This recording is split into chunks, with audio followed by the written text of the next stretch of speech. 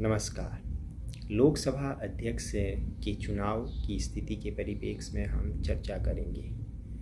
वर्ष 1947 में हमारे देश को आज़ादी प्राप्त हुई। 1952 में देश में प्रथम आम चुनाव अर्थात पहली लोकसभा।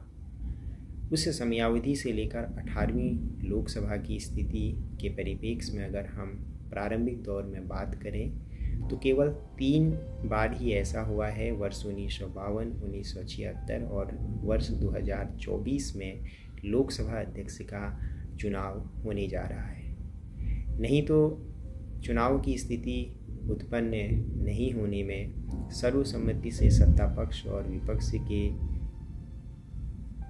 लोगों के द्वारा लोकसभा अध्यक्ष को अपने बीच में से ही निर्धारित कर लिया जाता था और चुनाव की स्थिति उत्पन्न नहीं होती थी।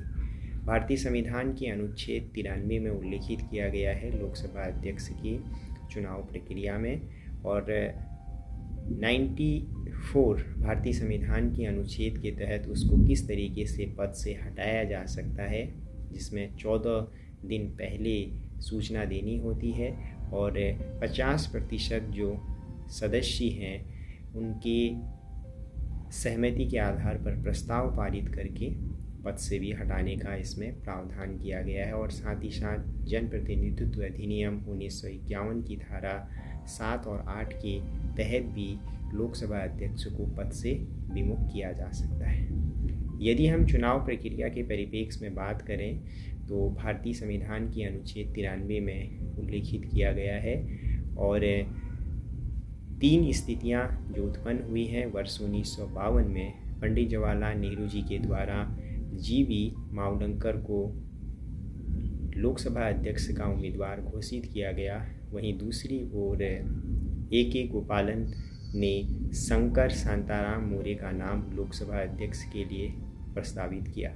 जब चुनाव की स्थिति यहाँ पर उत्पन्न हुई तो उसमें 394 जो वोट हैं वह मावलंकर जी को प्राप्त हुए और विरोध में 55 वोट ही प्राप्त हुए थे। वहीं दूसरी ओर हम 1976 के परिप्रेक्ष्य में बात करें तो बलिराम भगत जी और जगन्नाथ राव के बीच में मुकाबला हुआ था, जिसमें बलिराम भगत जी को विजय प्राप्त हुई थी। और वर्ष 2024 में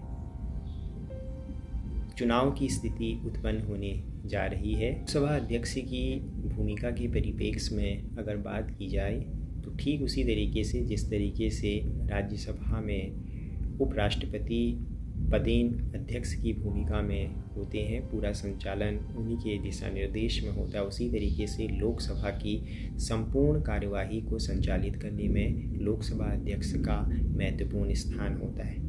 विषय बिंदु पर आधारित जो चर्चा होती है, कितनी समयावधि तय की जाएगी, सब उन्हीं के आधार पर होता है। कहने का आशय यहाँ पर है कि लोकसभा के प्रमुख सर्वे सर्वा उसकी जो कार्य अवधारणा है उसको संचालित करने का जो पूरा दायित्व होता है वो लोकसभा अध्यक्ष के पास होता है। इसलिए इस पद की अपनी एक महत्वपूर्ण भूमिका होती है।